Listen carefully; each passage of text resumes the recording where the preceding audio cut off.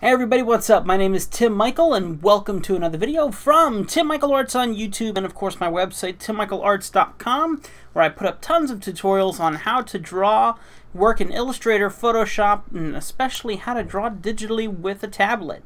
So anyway, working with my Wacom Cintiq 12WX, it's an older model but still a good one.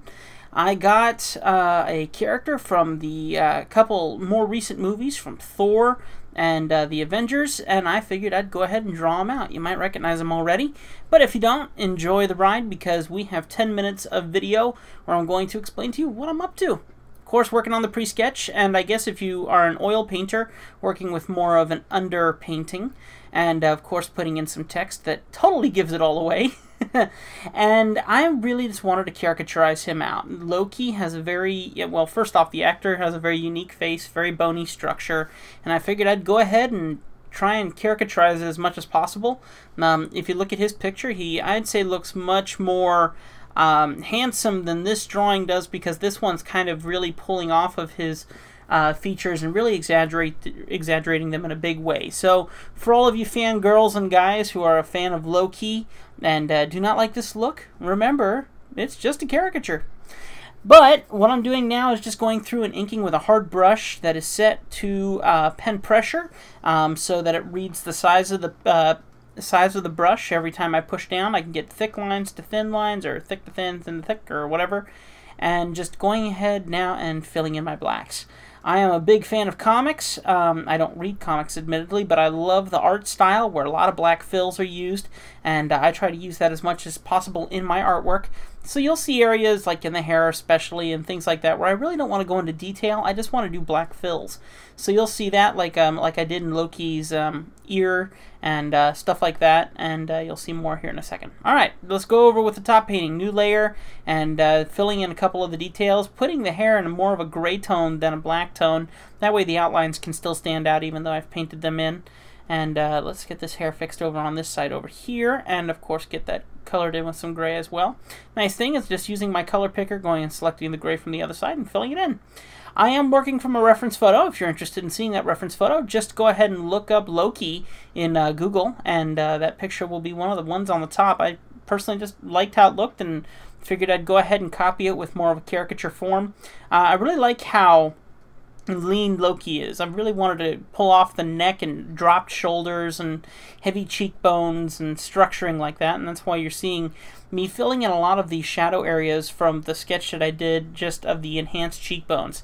Now, because I was working with a reference photo, I really was able to get a lot more of the shadows and tones a little bit more properly than I usually do.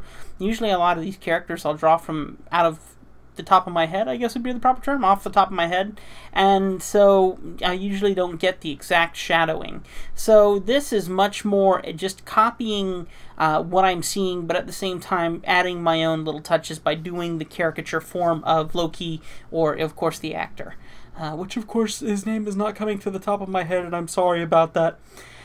Putting in a little bit more of a deep shadow on some of the outside tones.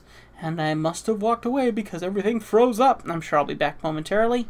This is an out-of-body experience right here. Here we go. But work with more than one shadow. Want to make sure I'm really getting a lot of depth, especially in the eyes and across the brow, as you'll see here in a second as I go over the nose with the shadow. Really just want to make sure that I'm really capturing very inset eyes, very inset cheekbones, and very jutting out chin, very jut out chin. And just all the little details here and there. And mainly working in shadows for right now. I'm just going to take it deeper and deeper and deeper, possibly to an extreme, but at the same time it still ended up looking pretty excellent by the time the day was done, if I do say so myself. This drawing took about roughly, I want to say, 2.5 hours. I would suggest it was a lot of fun. I think I was actually watching the Avengers with Shay, my fiance, while drawing this, and I was able to use a lot of referencing from the movie, but especially from this picture that I was drawing from while I was watching it. But of course, watching movies and getting a feeling of the character and their persona and such really does help when you're doing a drawing. So if you are drawing a character from a movie, while you're doing it, turn on the movie, try not to be too distracted by it, but try and capture a lot of those little details. Alright, adding some highlights and things that I did not see in the drawing, I mean in the picture, but I like adding a lot of those mirrored highlights, you know, reflections coming out of nowhere, things of that nature. I really like how those look, so I wanted to apply those in there. Alright, working on the eyes now. Wanted to make sure that one eyeball was darker than the other, so definitely trying to darken it up, but at the same time trying to make sure that they're as round as possible. Go back to shadowing around the eye a little bit more here. And just, I really, like I said, want to really show this inset eyes deep into the head, you know, really trying to pull off this whole evil brother flair that Loki has. And as you can see, it's getting nice and deep now, and I'm realizing that, okay, now that I've gone to deeper tones, now I can go back and get the deeper tones in other areas. Also, while you're working with reference photos, remember that when you put down a shadow color, check the whole image for other areas where you can use that same shadow color. You'll find out that there were a lot of areas that you thought were dark, that you'd already colored darkly, that you would actually be able to go a lot darker with using the color that you just used. Alright, now I'm going in with the eyes. Now I did something a little different than I usually do. I did not fully blacken the eye pupils like I usually do. I went with more of a gray tone, and I kept the eyes gray. I'm not sure why, but it really just caught my attention. I know it kind of makes them look a little blind, but I really actually did like it. So I kept them grayed, and then I just made sure to add a highlight to the right eye that's facing close to us. That way it just gave that idea that there was still some light that was pinpointing off that eye, giving him a little bit of life. Alright, and this is all just a matter of refinement on the face now. There's still a little bit of a ways to go, and definitely trying to figure out how I want to handle hair. And hair has always been an area of struggling for me, so I just like black fills. It's cheating, I know, but it works, and it works well. Instead of drawing individual hairs, you work on the overall shape, and then you fill in that shape. And what I like to do is I like to do these strokes that you're seeing here that give the idea of a very shiny hair. I think I might have ended up coloring that in completely black. Maybe not? Okay. So now I wanted to also go ahead and add some highlights, and I wanted to try a couple different ways. I've seen lots of different formulas for the best way to put in highlights. I ended up just going old school and just putting in, I think, like either a very light gray, and then, like you see there, just erase the, I should really start that part of the recording over, but I won't.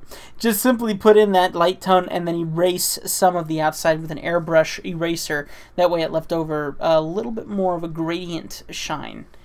Alright, on to the clothes. Here we go. And wanting to get some shine on the shoulder here just by changing some very quick lighting. The best way to do that, to get a true shine, is using an airbrush. You can lay down a couple layers, but the more that you lay down and the brighter you get, the harder and the less feathered that needs to be. That's what creates a bright tone. Alright, now, Loki's got some zippers on his clothing, and I kind of cheated a little bit, but it worked very well. Here goes some highlight tones, just to kind of make them look metallic. And then I'll go ahead and put in some ink. That way it kind of just suits the suit. And then last but not least, we'll put some lines in here just to kind of give it the same effect of either just some tubing that's split into sections or zippers. And just do that to both sides here. There we go. And then just further refinement of the suit. Wasn't sure about how I should handle this color. Ended up just going and doing my old-fashioned normal stuff of doing a highlight and then doing a white highlight over top. Really liking how this is coming along. Wanted to make sure I got that highlight on the shoulder too. That seemed to have like a pinpoint highlight there of some sort or another. Alright, now background. I stink at backgrounds. But thankfully there was, within the reference photo, there was a very cool background that I actually kind of liked. Kind of a old greenish, eerie looking castle kind of structure, and I really liked how it looked, so I thought I'd just go ahead and use it for this as well. So I'll fill it in here, and I wanted to go ahead and put in some windows and kind of make them look a little bit edgy, so, you know, put in some crown molding and sharp points and stuff like that just to kind of give it that effect. And that just about wraps this drawing up, guys. I hope that you enjoyed it. Hope that all of you fans of Loki enjoyed it. Please make sure to leave kind comments in the comment box below. Make sure to keep them clean.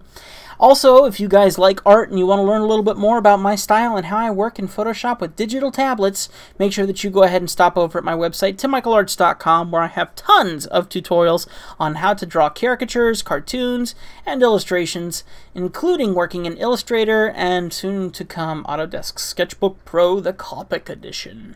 Whenever I can get to it. Honestly, it's hard to upload stuff, so be patient with me. Thank you to my 3,000 subscribers. Wonderful to see more people coming in. Thank you for enjoying all my videos. Other than that, guys, I think that's about it. Make sure you stop on by my other channel, Tim Michael Arts 2, for the Tim and Shay Chronicles. Find me on Tumblr, and that's my drawtoomuch.com. That's where you can go. Drawtoomuch.com to be my Tumblr account. Also, I'm on Instagram. Look up Tim Michael Arts on Instagram. I am there, and I try to load up tons and tons of pictures as often as possible. And I think that's about it, guys. Oh, also, look for me on Facebook. Tim Michael Arts on Facebook, of course. And over 400 fans on Facebook, and I do upload a lot of stuff there as often as I can. So thanks a lot, guys. God bless you richly. I love you, and I'll see you right here next time on my main channel, Tim Michael Arts. Please make sure you subscribe because I love you guys, and I really enjoy all your support. All right, I'll see you next time right here on Tim Michael Arts. How do you stop this thing?